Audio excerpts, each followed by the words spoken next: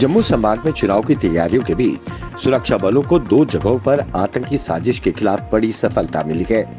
जम्मू संभाग के जिला रियासी में 9 आईईडी, 3 पिस्टल समेत हथियारों की खेप बरामद की गई है।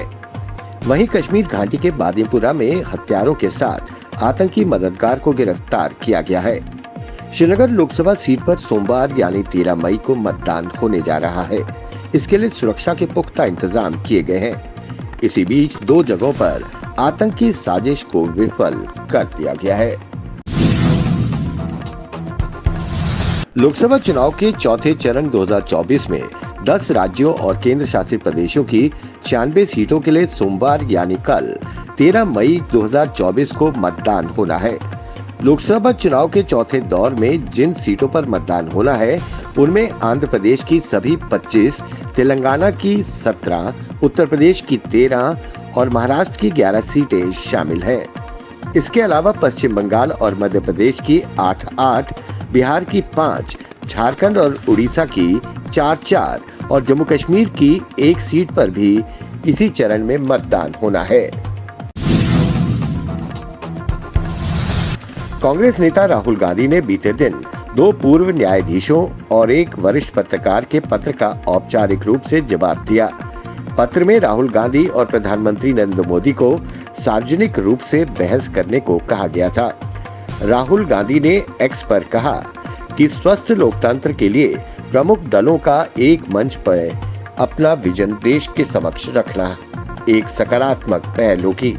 कांग्रेस इस पहल का स्वागत करती है और चर्चा का निमंत्रण स्वीकार करती है। देश के प्रधानमंत्री से भी इस संवाद में हिस्सा लेने की उपेक्षा करता हूं। श्रीनगर लोकसभा सीट पर 13 मई यानी कल चुनाव में मतदान होगा। लोकसभा क्षेत्र के प्रमुख इलाकों में श्रीनगर के अलावा पुलवामा, गांदरबल और बडगाम के कुछ हिस्से आते हैं। वर्तमान में नेशनल कॉन्फ्रेंस के वरिष्ठ नेता डॉक्टर फारूक अब्दुल्ला श्रीनगर से सांसद हैं, लेकिन इस बार नेशनल कॉन्फ्रेंस ने इस सीट से शिया नेता आगा सैयद रहुल्ला को मैदान में उतारा है। उनका मुकाबला पीडीपी के वहीदुर रहमान पर्रा से है।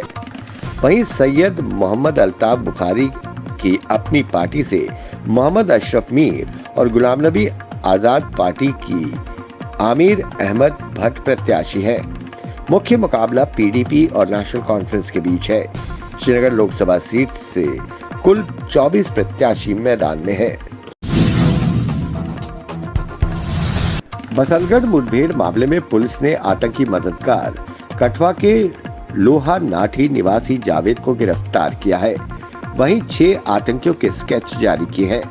पुलिस ने आतंकियों की सूचना देने वालों को 5 से 10 लाख रुपए इनाम देने की घोषणा की है। एसएसपी जोगेंद्र सिंह ने जिला पुलिस लाइन में प्रेस कॉन्फ्रेंस कर ये जानकारी दी।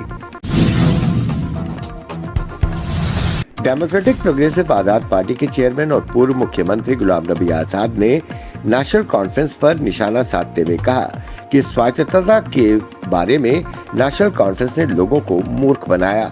उन्होंने कहा कि मैं भगवान की कसम उठाकर कहता हूं, मैंने मौजूदा सरकार से कोई फायदा नहीं उठाया, मैंने लोगों को नहीं लूटा।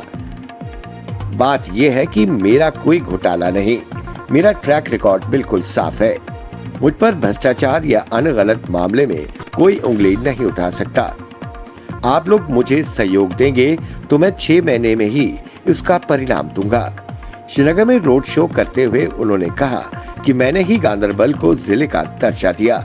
नेशनल कॉन्फ्रेंस का इतिहास भाजपा के साथ गठबंधन का रहा है।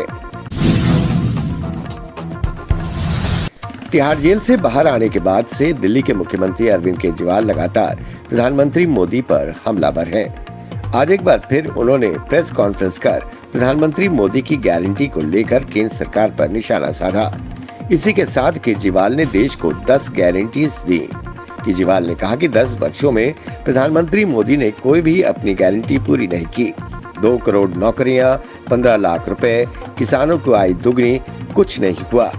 हम इंडिया गठबंधन आया तो पूरे देश में 24 घंटे बिजली का इंतजाम करेंगे, बेहतर शिक्षा देंगे, शानदार और फ्री इलाज देंगे, व्यवस्था करेंगे, चीन से जमीन वापस लेंगे, अग्निवीर योजना बंद करेंगे, दिल्ली को पूर्ण राज्य का दर्जा देंगे, अगले 1 वर्ष में 2 करोड़ रोजगार की व्यवस्था करेंगे।